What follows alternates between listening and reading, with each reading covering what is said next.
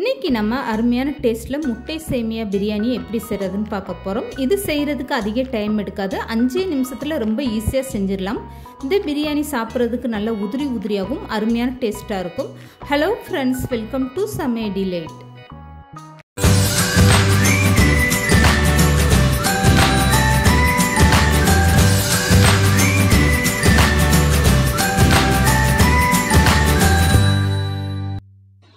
இப்போ ஒரு அகலமான பாத்திரத்தில் 2 ஸ்பூன் அளவுக்கு சமையல் எண்ணெய் சேர்த்துட்டு 3 முட்டை சேர்த்துக்கோங்க. இது கூடவே ஒரு பிஞ்ச் அளவுக்கு உப்பு சேர்த்துட்டு இதில் கொஞ்சமாக 1/4 ஸ்பூனுக்கும் குறைவான மிளகுத்தூள் சேர்த்துக்கோங்க.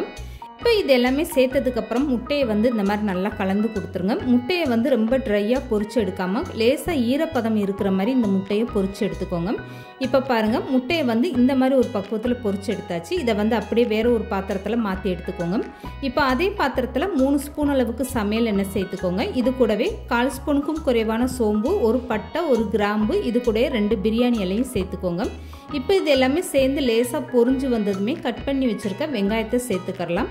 இப்போ பட்டை கிராம்பு இந்த அளவுக்கு நல்லா பொரிஞ்சு வந்துருச்சு. இது கூட நான் கொஞ்சமாக கருவேப்பிலை, ஒரு தக்காளி, பச்சை மிளகாய், இது கூடவே ஒரு பெரிய வெங்காயம் நீளமாக கட் பண்ணி எடுத்திருக்கேன்.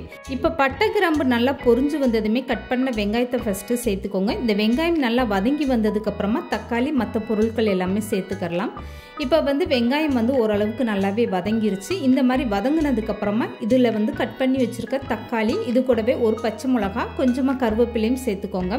இதெல்லாமே சேர்த்துட்டு ஒரு டைம் நல்லா கலந்து கொடுங்க. இந்த தக்காளி கொஞ்சம் நல்லா வதங்கி வரட்டும். தக்காளி ரொம்ப பெருசாக இருந்தால் பாதி தக்காளி சேர்த்துக்கோங்க. நான் சின்ன தக்காளியாக இருந்ததுனால ஒரு தக்காளி சேர்த்துருக்கேன்.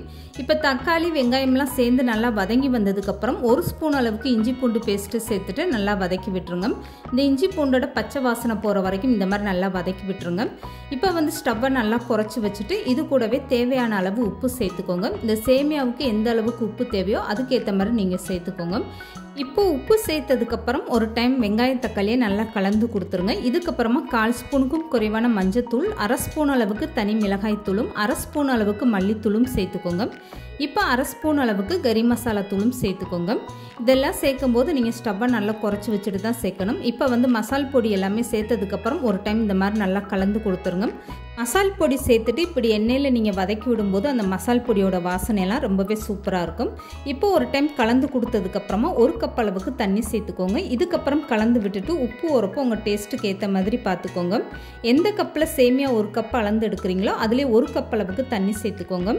இப்போ தண்ணி நல்லா கொதி வந்துருச்சு. 1 கப் அளவுக்கு நான் சேமியா எடுத்திருக்கேன். இந்த சேமியா வறுத்த சேமியா, அதனால் நான் அப்படியே சேர்க்குறேன். நீங்கள் வறுக்காத சேமியானா ஒரு டைம் வறுத்துட்டு அதுக்கப்புறமா சேர்த்துக்கோங்க. இப்போ தண்ணி கொதி வந்ததும் சேமியாவை இந்த மாதிரி சேர்த்துட்டு நல்லா கலந்து கொடுத்துருங்க. இதுக்கப்புறம் ஸ்டவ்வை கம்ப்ளீட்டாக குறைச்சி விட்டுருங்க. இந்த மாதிரி நல்லா கலந்து கொடுத்ததுக்கப்புறம் ஸ்டவ்வை குறைச்சிட்டு இதுக்கப்புறம் மூடி போட்டு ஒரு 2 நிமிஷம் அப்படியே நீங்கள் விட்டுருங்க. 2 நிமிஷம் மூடி போட்டு வேக வச்சுட்டு அதுக்கப்புறமா நீங்கள் மூடி ஓப்பன் பண்ணி பாருங்கள். இப்போ சேமியாவில் இருக்க தண்ணியெல்லாம் நல்லா இழுத்துட்டு எந்த அளவுக்கு நல்லா சேமியா உதிரி உதிரியாக ரொம்பவே சூப்பராக வெந்து வந்துருச்சு பாருங்கள். கரெக்டான அளவில் நீங்கள் தண்ணி சேர்த்திங்கன்னா இந்த சேமியா நல்லா உதிரி உதிரியாக பார்க்குறதுக்கு ரொம்ப அழகாக இருக்கும். சாப்பிட்றதுக்குமே ரொம்பவே சூப்பரான டேஸ்ட்டாக இருக்கும். இப்போ சேமியா கலந்து கொடுத்ததுக்கப்புறம் பொரிச்சு வச்சுருக்க முட்டையை சேர்த்துக்கோங்க. இதுக்கப்புறம் ஒரு டைம் இந்த மாதிரி நல்லா கலந்து கொடுத்துருங்க. முட்டையை சேர்த்துட்டு இந்த மாதிரி நல்லா கலந்து கொடுத்துருங்க. உதிரி உதிரியாக சேமியா பார்க்குறதுக்கே எந்த அளவுக்கு நல்லா சூப்பராக வந்திருக்கு பாருங்கள். இப்போ முட்டை சேர்த்து கலந்ததுக்கப்புறமா இந்த சேமியா நான் கரண்டியில் எடுத்து காட்டுறேன் பாருங்கள். எந்த அளவுக்கு நல்லா உதிரி உதிரியாக ரொம்பவே சூப்பராக வந்திருக்கு பாருங்கள். இப்போ ஸ்டவ்வை ஆஃப் பண்ணிடுங்க. இதுக்கப்புறமா மேலே கொஞ்சமாக கொத்தமல்லி கட் பண்ணிவிட்டு தூவிக்கோங்க. இந்த மாதிரி நல்லா பொடிசாக கட் பண்ணி தூவிக்கோங்க. இப்போ அப்படியே மூடி போட்டுட்டு 1 நிமிஷம் அப்படியே ஃப்ரீயாக விட்டுருங்க. இதுக்கப்புறம் நீங்கள் ஸ்டவ்வெல்லாம் ஆன் பண்ண வேண்டாம். இப்போ ஸ்டவ்வை ஆஃப் பண்ணி தான் நான் மூடி போட்டு வச்சுருக்கேன். இப்போ 1 நிமிஷத்துக்கு அப்புறம் நீங்கள் திறந்து பார்த்தீங்கன்னா அந்த கொத்தமல்லி வாசனையோட ரொம்பவே சூப்பராக இருக்கும். இப்போ ஒரு டைம் கரண்டி வச்சு இந்த மாதிரி நல்ல பிரியாணியை கலந்து கொடுத்துருங்க. அவ்வளோதாங்க, பார்க்குறதுக்கே எந்த அளவுக்கு ரொம்பவே சூப்பராக வந்திருக்கு பாருங்கள். நல்லா உதிரி உதிரியாக அருமையான டேஸ்ட்டில் முட்டை சேமியா பிரியாணி ரொம்பவே சூப்பராக ரெடி ஆயிடுச்சு. இந்த முட்டை சேமியா பிரியாணியை நீங்கள் அப்படியே சாப்பிட்லாம். எந்த ஒரு சைட் டிஷ்ஷுமே தேவையில்லை. இது சாப்பிட்றதுக்கு அவ்வளோ ஒரு அருமையான டேஸ்ட்டாக இருக்கும். கண்டிப்பாக நீங்களும் ட்ரை பண்ணி பாருங்கள். இந்த வீடியோ பிடிச்சிருந்தா லைக் பண்ணுங்கள், ஷேர் பண்ணுங்கள். மறக்காமல் சமையல் டிலைட் சேனலை சப்ஸ்கிரைப் பண்ணுங்கள்.